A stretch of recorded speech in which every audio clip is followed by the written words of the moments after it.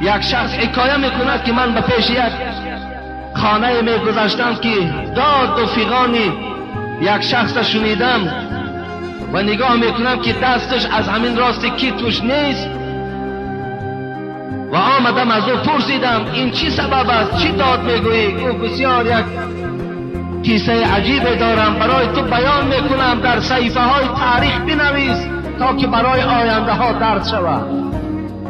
من روز از دست یک بیچاره مظلوم همین ماهی را گرفت، یک ماهی گرفتم تا به خانه نارسیده که همین ماهی از انگشت من گزید. تا خانه رفتم سوز و گداز این انگشت قد نمیشد. نزد طبیب آمدم، گفتن حتمی این انگشت بریدن در کار. انگشت بریدم، از بین یکان ساعتی گذشت که درد به سوی دستها آمد. باز نزد طبیب آمدم، گفت بنده خدا، گفت تا دستت اگر از آرنج بریده نشود این درد از وجود تو گم نمی شود. آمد میگوید دست از آرنجش بریدن، باز این درد عالی تا حال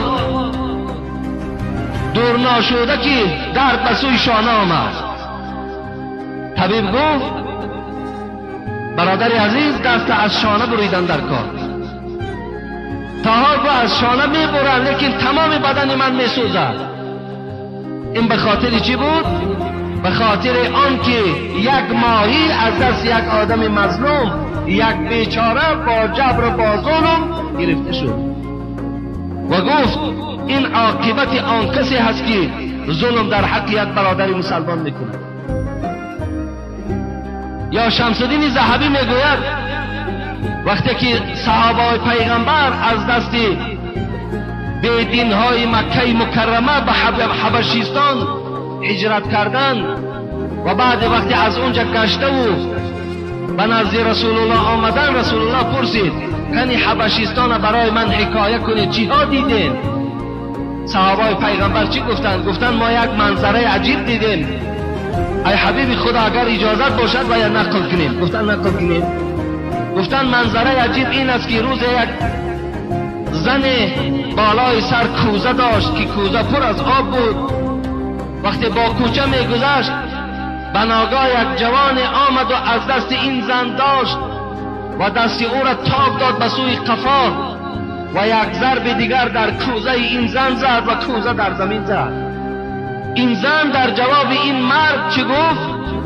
گفت ای مرد، گفت تیاری تا ببین، روز قیامت وقت پروردگار کرسی خدا میزند و اونجا قضاوت و حکم در دست پروردگار می آید، اونجا این معامله که با من کردی تو جوابش پیشگاه خدا را میگویی.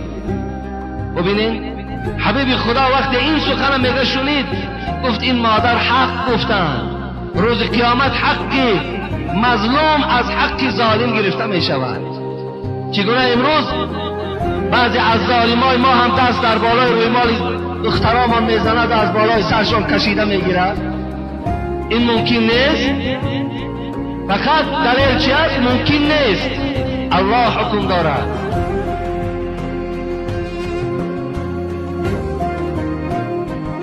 در صنف 9 و 10 اگر حامله دار شود ممکن است. اگر پدر و مادرش در خجالت و شرمندگی و در بی‌آبرویی قرار دهد ممکن است.